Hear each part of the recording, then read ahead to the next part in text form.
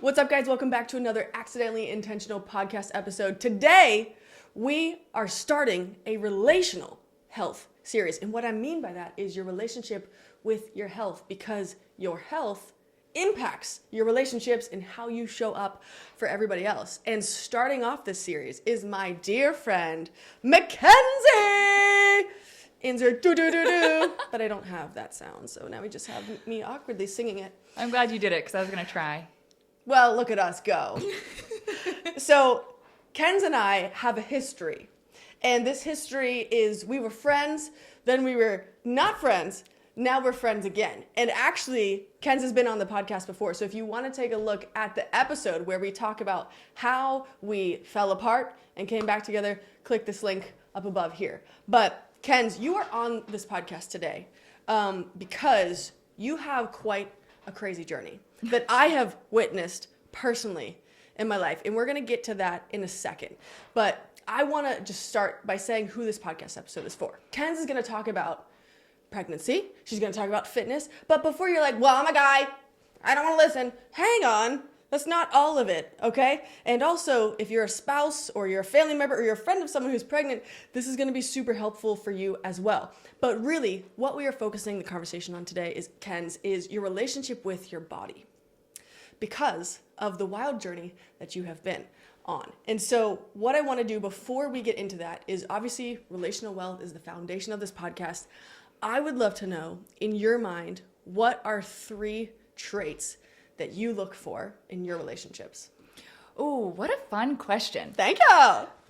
Probably the first one is laughter. Love that. That is kind of my only prerequisite, is can you make me laugh? Well, I Is guess that I'm starting strong. No, really. Sometimes I'll say to Spence, my husband, sometimes I'll be like, man, I just need to go hang out with Zoe. I just want to, I'm not even kidding.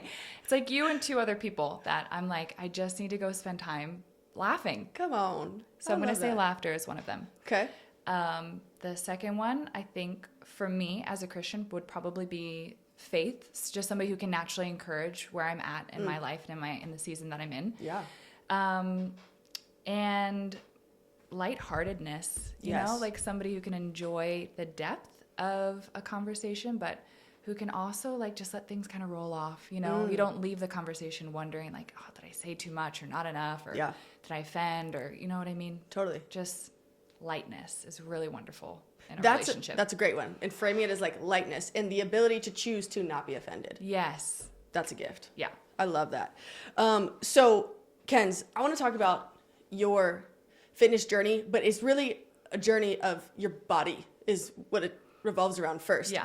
Because to give people context for who I knew Kenz to be. Yeah. And she's going to laugh at this part. But no. When Kenz and I were on tour together, we did a tour, it's a whole thing. She was my leader for a year. And Kenz's diet, I'm pretty sure, consisted of 2 foods, not 2 food groups, 2 foods. And it was bread and cheese. And mac and cheese? Okay, just cheese in general. Who knows? Mac and cheese, pizza cheese. And you went from this cheese-loving child to having a child.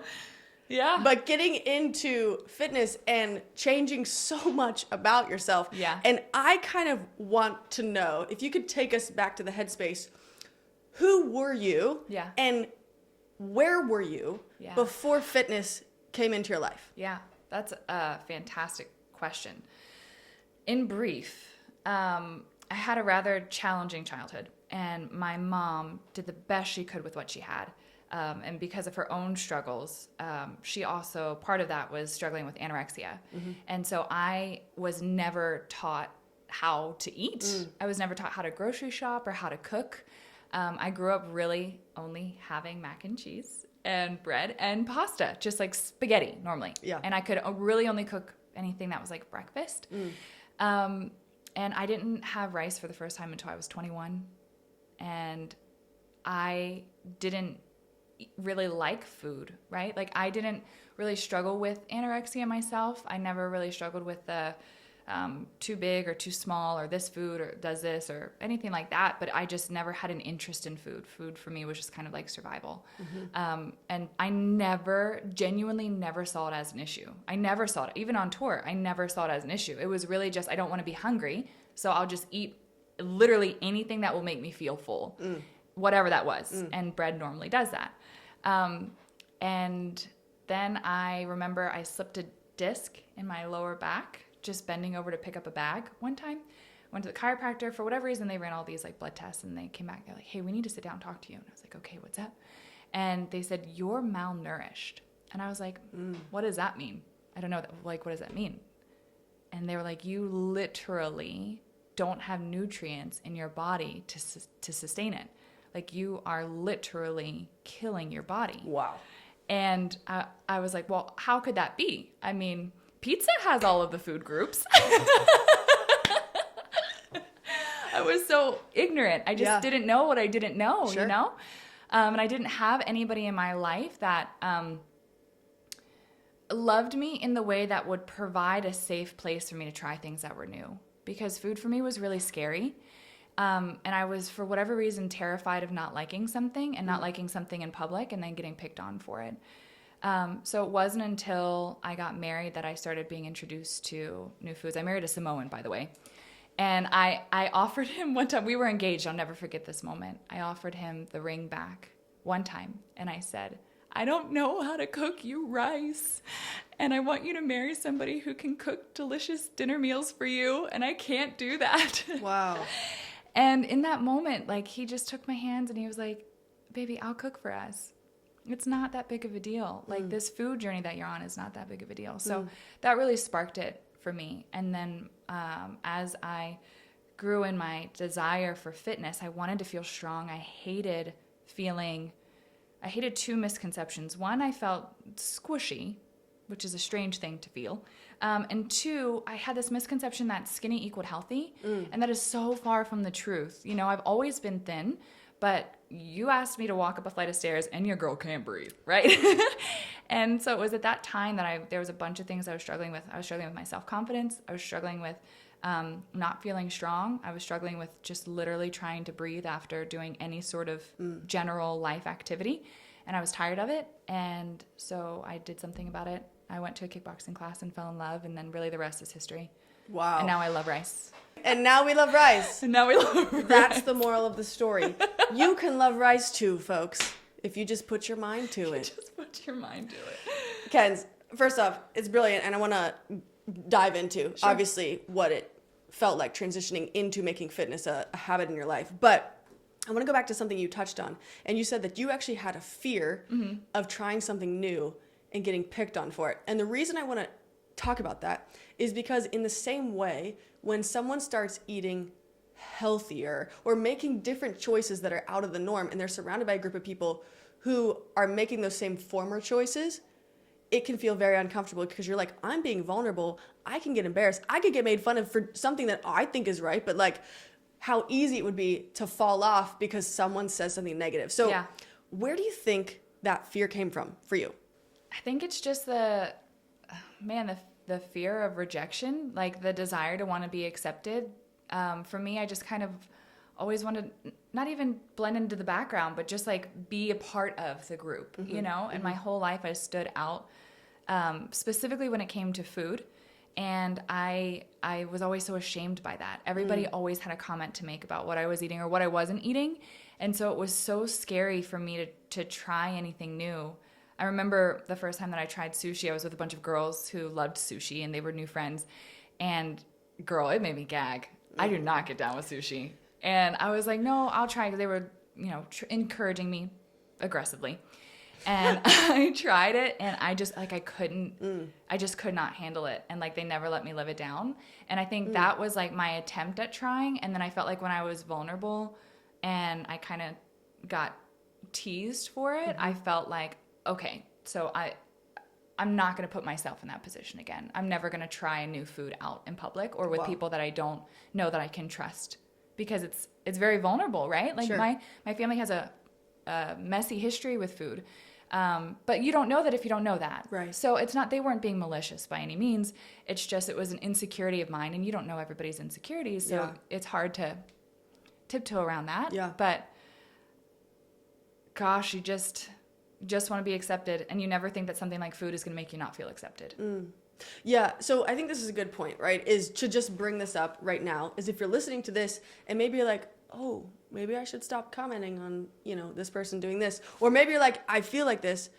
What if we dared ourselves to be the friends that communicate about what hurts us? You know? Yeah. And on the other side of that, let's choose to give life to someone when they're doing something that's abnormal for them. Yes. Because obviously, when doing something new, that's scary. Yeah. Because you're going to look like a clown. Yeah. Because it's new. Even if you've done it 1,000 times, Right. if somebody else is doing something new, it's terrifying. And that's something that I value as a trainer. I like to try new, different forms of fitness often, because I think it's so important to always remember what it feels like to start over, what it feels like to be vulnerable, what it feels like to do something new and be like, my body physically doesn't lift like that, right? Like when I first started doing bar, it was like, golly, they look so graceful and I'm over here like a robot, But it was so good because it was a reminder that every time that I get a new client, like they're experiencing this whole new thing. So even though I have done thousands of squats,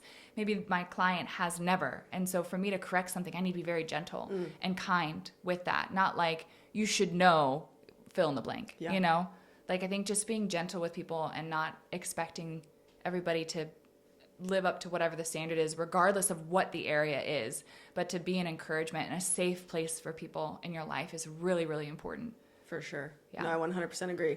So you said that you basically had this moment where you're like, I didn't want this anymore. Like you're saying you felt squishy, you were out of breath, and I'm assuming that your mood was probably like all over the place because there was no regulation.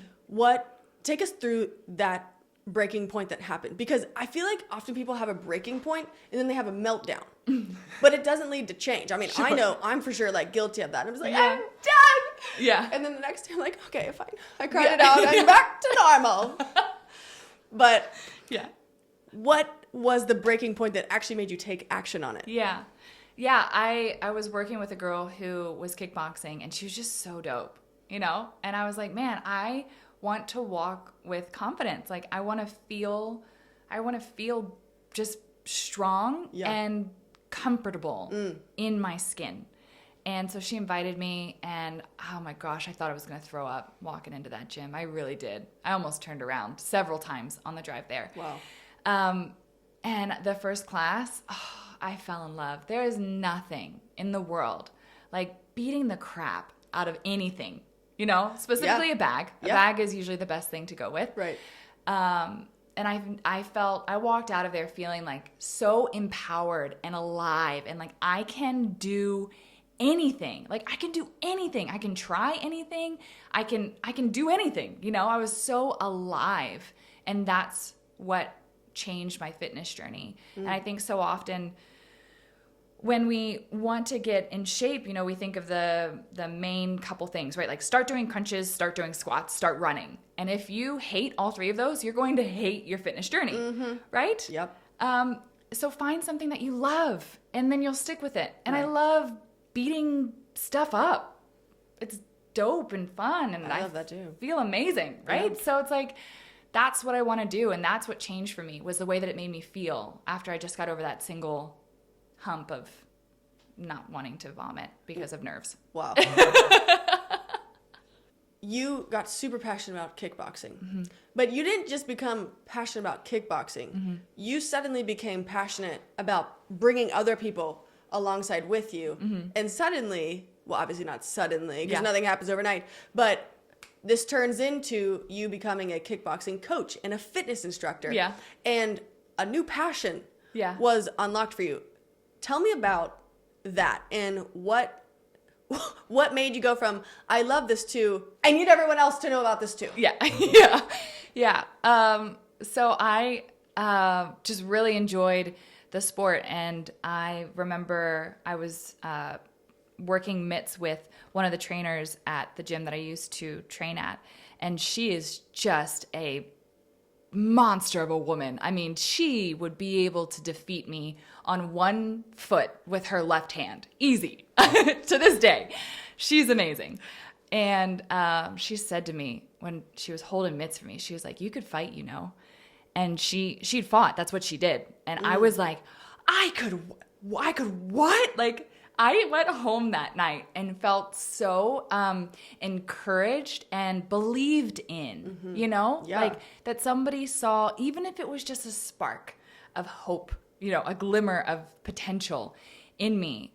Her saying that changed everything. And I asked her, I said, will you train me? I don't have much to give you, but I'll give you what I've got. And so I did exactly that. I got up 3 hours early and I went into my job 3 hours early so I could leave 3 hours early so I could get to the gym and train with her for just an hour or two, 3 days a week. Wow. And she's an undefeated kickboxing boss. She's amazing. Low key. She judges MMA in PA. Wow. Yeah, she's real dope. And so she trained me, and I just remember thinking her belief in me made me want to give that to everybody. Everybody. So I started teaching at the gym, and then I got, you know, several certifications, and people started asking me like, can I stay after class with you, or can I come early to be with you? And then it just kind of snowballed from there. So all of a sudden I had several people asking me, can you do this with me more? Can you do this with me more? And I'm like, well, I can, you know, but I probably need to adjust my schedule a little bit to make this work. Yeah. And I remember watching a documentary one time and feeling, it was about somebody opening up like a boxing gym and the effect that it had on the community and how it pours discipline and hope into whatever community it's in. And I remember thinking to myself, like, I want to do that one day. And it was such a strange thought because I'd never had the desire for fitness. Right? Yeah. And that just really like sparked my like, okay, maybe there's something here, right? Like I'm following a little bit of a breadcrumb trail. Yeah. And then my LLC was born, and so I trained for several years, just one-on-one clients, or like pairs and groups of 3. Trained everywhere: my house, their house, the park, virtual, out of other people's gyms. Wow. You name it, courtyards, like literally anywhere. And it just kept growing and growing and growing and growing, and then the idea to actually own my own brick and mortar spot came into my life. The thought of it came into my life when I was about 6 months pregnant. Wow. And I was like, for sure, let's do it. And so here I am. I'm pausing this right now because actually the sponsor of today's episode is Bag and Bar. That's my gym. Let's go. How crazy. I know. Can you believe that? It was a dream. Yeah. And now it's a gym. Now it's a thing. You can come. Tell us about it. Anytime. Yeah. It's amazing. Like, I have a huge heart for women, and specifically for moms and the mama body, and everything that women go through. And my gym was really kind of birthed out of the desire to take care of the female body. And so my gym is called Bag and Bar, and it's partnering kickboxing with bar, these violent, explosive, dripping in sweat workouts with the poise and the small movement, very sculpting exercises of bar. And so you're getting the big muscle groups and the itsy bitsy ones, and it balances out so beautifully. They complement each other very, very well. And then having different classes to help specifically heal postpartum mamas and put their bodies back together. And my dream, my vision is just to make every single woman who walks through the doors of Bag and Bar to know that I believe in them and that they are loved. And if they haven't heard it yet that day, thank you for all that you've done and sacrificed in any area of your life over the past 24 hours or however long it's been since I've seen you. Thank you. Wow. And that's the heart and vision of my gym. I just want to love women. That's all. Love on them. I love that. And I mean, I feel encouraged right now, and I didn't even step in the gym yet. Dang. What made you so passionate about helping moms? Like, obviously you went through pregnancy yourself, but there's a lot more to it. Because a lot of people get pregnant and they're not like, you know what, I need to start a gym for moms. So Yeah, most people, huh? Right. So what was it for you? Yeah. I've always had, I don't know, I've always loved serving moms. My mom was a single mom, and she did an amazing job. 2 kids, a lot of kids, 6 kids, I guess. Dang. We're a blended family, so we've Okay. got lots. But I really grew up with my sister, and then my brother came along when I was about 14. And I watched my mom work several jobs. I watched her put herself through college. Wow. Took her 9 years, but girl got that degree. Hey, let's go, mama. Do you think, mom? So I've always just like to see what moms go through, specifically single moms. Mm-hmm. I don't know how you do it. I don't know, and you should be cheered on 1,000%. Yeah. And I think going through the pregnancy process was, gosh, it was hard for me. It was hard for me for several different reasons. I think I was really sick the first trimester, which is normal, totally normal.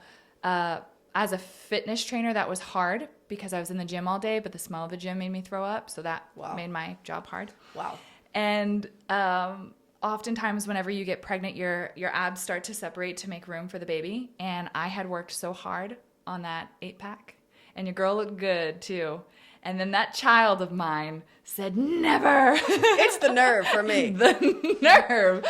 And so my abs separated around 7 months, and I remember seeing it separate, and I cried. It was so hard. There's nothing that you can do about it. Typically happens in about 60% of women who get pregnant. And then I had a really rough labor and delivery. I don't need to get into all of it, but I ended up laboring for 22 hours and then ended up with a C-section, and it just really kind of blows up your body, you know. And after she was here, she was beautiful and healthy, and that's all that mattered. But my body was a wreck. I mean, my body was a wreck.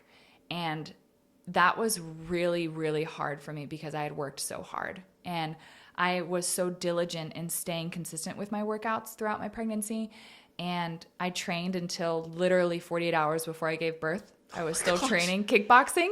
So I have videos of me literally kickboxing with this massive belly, big old puffy face, you know, 9 months pregnant, all water weight. My cheeks are out to here. And yeah, trying to put my body back together after having a baby was one of the hardest things that I've ever done. Easily the hardest things I've ever done. Mm-hmm. And I don't think that women, after you have a baby, can be prepared for that.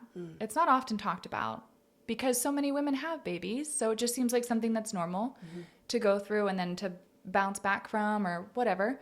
But man, it affects every area of your life. It does. How did it impact every area of your life? The hardest thing was the complications from my labor and delivery disabled me from working out for several months. Wow. My doctor was just like, not doing it. Yeah, you need to take some time off. And obviously for me, 48 hours previous, I was working out and then go through the 22 hours of labor, have my baby. And then for the next 4.5 months, I was told like, your body's still healing. Like you can't go to the gym. Which that's an identity. Like you're a person that works out. Yeah. So. And that's how I make my money. Right. Yeah. And that's how I live as far as like I'm alive when I'm encouraging women in fitness and I'm alive when I'm in fitness. And so to have that taken away from me was really, really, really challenging. And then to watch everything that I worked so hard for in my body, to watch my muscles dissolve was so disheartening.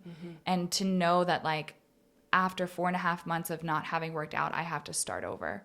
And my clients get to watch me struggle and start over. And I think for them it was very encouraging. But man, for me, talk about imposter syndrome. Like how could I call myself a trainer if I could barely do a rep of whatever with whatever, right? Like I felt embarrassed and ashamed and it was awful. And most times people don't know that when your abs separate, you have to do the work of bringing them back together. They don't typically come back together on their own. So in simple like breathing exercises, I was trying to bring my abs back together. But until that happens, when your abs are separated, your stomach almost looks like you have more weight than what you do because there's a separation, if that makes sense. Yeah. So I felt so uncomfortable. And then on top of that, I've got this C-section scar. And again, it's one of those things where it's like, I know that millions of women have this, right? Millions of women. It isn't that big of a deal. Yeah. But gosh, I was just a disaster. I hated the way that my body looked. I hated the way that my body felt. I had no desire to want to be desired by my husband in my marriage. I didn't feel comfortable or confident in anything that I was wearing, in anything that I was teaching, in any woman that I was trying to encourage. It was coming out of just me white knuckling and like trying so hard to put on my brave face, you know? I was just not in a good head space. Yeah. So to start working out again and to really like make the decision of like looking up at this mountain and being like, okay, here we go. Like, I'm going to do the best that I can with what I've got. And if today that means that I can get in 3 sets, then that's what I'm going to do, you know? Yeah. If that's the best that I can do, then that's the best I'm going to do today. I have nothing to prove to anybody. Yeah.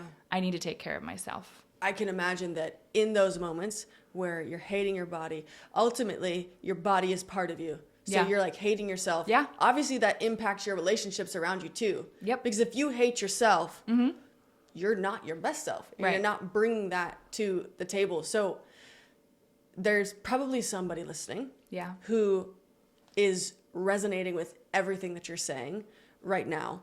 And I'm hoping that there's also people listening right now who are like, oh, that's what they're going through. Yeah. Because I've just in my recent years of life learned about this from my friends having kids. What would you say that people who are surrounding pregnant women can do to walk alongside them through this process of hating their body, loving their body, being pregnant, hating it again Right. afterwards, thinking there's no way it'll ever be the same. Yeah, I have to no give hope. up all my dreams. You Yeah. know, like that's a really tough mental space to be in. Yeah. So what can we do to come Yeah. alongside that? Yeah. I think encouragement for me is like oxygen. Like when people encourage me, it's literally like you're giving my heart a beat. Wow. You know? And that might just be for me. Some people don't like or need encouragement as much as I do. Maybe that's why I give it so much. But I think encouragement of just like complimenting a woman, not necessarily on how she looks, but who she is, I think is really important. And saying like, you're glowing today, or you look very healthy, or rather than like, I got this all the time and it made me cry, and people didn't mean to, but you know, also when you're postpartum, the hormones are a disaster. You very little control over your emotions. But people would say all the time, like, you just had a baby, girl, you look great. You look amazing. And me hearing that, it wasn't helpful because I felt like I was lying to everybody, right? It was like so misaligned. You're like, that's not Yes. true. Yeah. Yeah. So it was hard for me to hear that because then I also felt like I was defined as a success if I lost the baby weight. And my other mama friends who just had babies around the same time, who hadn't lost the baby weight, they were failures. And so my heart broke for them because if I was with one of them and they made that compliment to me, not knowing that they had just had a baby as well, and in their mind, they know that they didn't lose that baby weight. You know what I mean? So it's like skinny doesn't equal healthy. And I think that we should stop praising moms for skinny being the success postpartum. You know, if they're healthy in their mind and their body, that's what we want to praise. And if they're just surviving, we need to praise that too. Because sometimes I remember getting 3 or 4 hours of sleep. And I just wanted somebody in the morning to say, hey girl, you made it. Good job. You know, like, Wow. No, that's profound though, because it's so simple. Yeah. Yet it's so overlooked because it's so simple. Yeah. And so many women deal with it. So I think oftentimes there's a stigma that like, well, if billions of women have dealt with it, then you should be fine. Right? Like everybody deals with this. You should be fine. And that is so far from the truth. Just because so many people have dealt with it doesn't mean anything. I'm still going through it. You know what I mean? See, you talked about like past tense now because you're on the other side of it. But how do you go from hating your body, getting into fitness, loving your body, having a kid, hating your body? What mindset shift needed to happen to be like, come hell or high water, I am fighting for myself. Yeah. After this. Yeah. I started to notice that I was a little bit more withdrawn when it came to my relationship with my husband, with Spence. Like, I started to notice that little things, like I stopped changing near him or in front of him, you know, like I didn't like the way that I looked, so surely he wouldn't either. So it started to really affect my intimacy with my husband.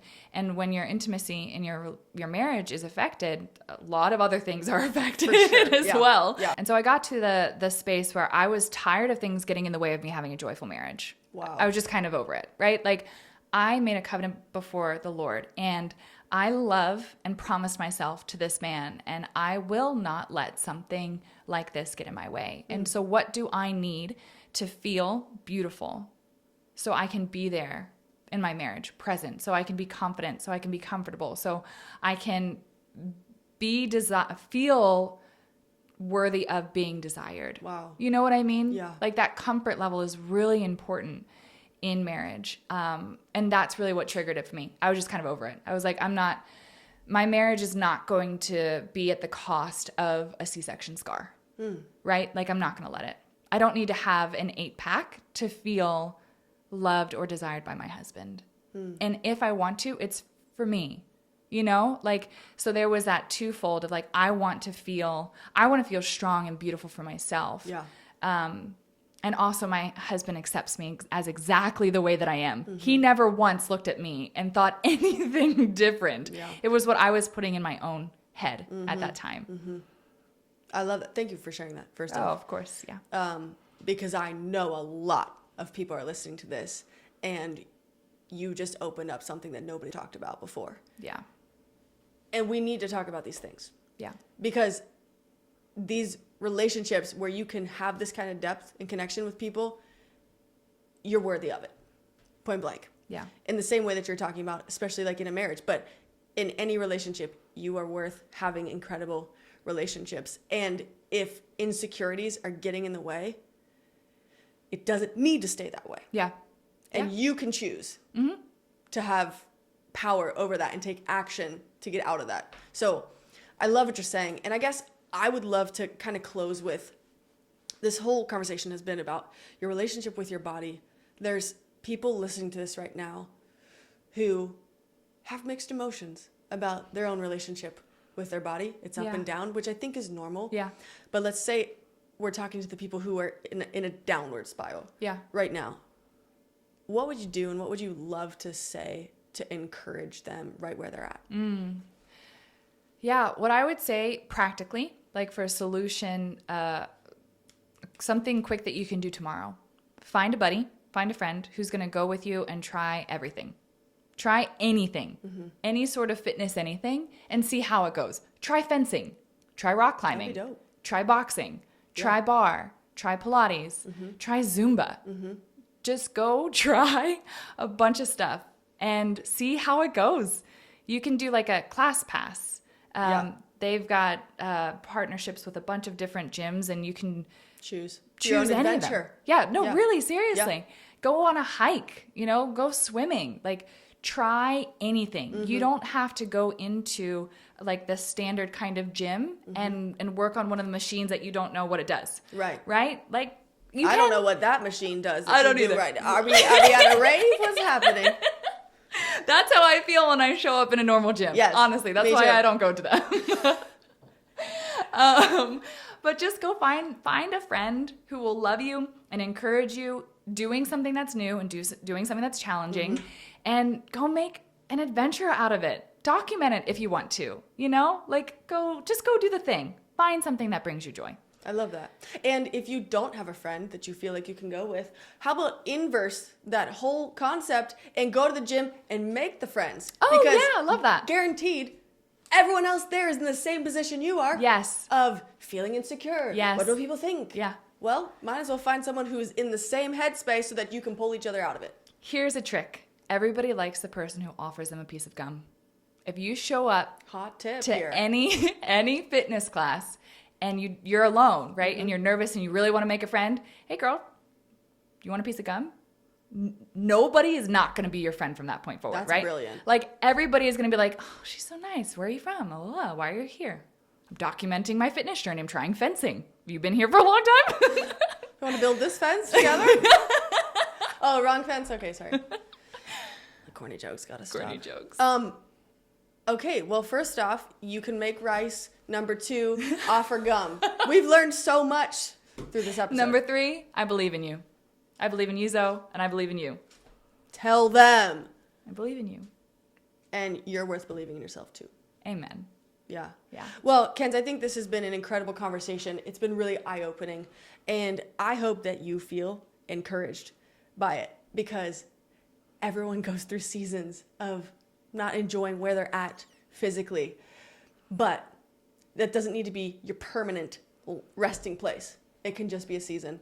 And thanks to gyms such as Kenz's, you can do something. You could take action and fight for the body and fight for the mindset and fight for the relationships ultimately that you've always wanted. Yep. So, Kenz, thank you so much for being on here today. You're welcome, girl. Give a shout out for your gym one last time at the end. Oh. Tell people, because by the time that this airs, Yeah. the gym will be live. Yep. Tell us where it is. Yep. Yeah, Bag and Bar. It's on the main strip in Swickley. Swickley, Pittsburgh, Pennsylvania. So if Yes. you're listening to this in California, Africa, Sorry I'm about your sorry. luck. But feel free to come visit. Yes, we'd love to have you. First class is free. Hey! I love it. I'm so pumped. You can come and hit stuff and get wildly encouraged by me. That sounds like the best time ever. Bar Perfect. is spelled B-A-R-R-E though. Most people don't know that. Oh They my think like You B-A-R. think I went to the National Spelling Bee. Did you? Did you really? Yes, in 7th grade. She doesn't even know me. So if you want to learn more about Bag and Bar, go to bagandbar, BARRE.com, or you can find them on Instagram at Bag and Bar. It's going to be dope. It's gonna be I think dope. I'm going to come, and I'm not even pregnant or like have children, but I just want to be encouraged. So you don't need to be a mom or pregnant there you go. to come to Bag and Bar. Anybody can come. Done. But to confirm, it's not a bar. There will be no alcohol. It's BARRE. I got to turn this off. We done.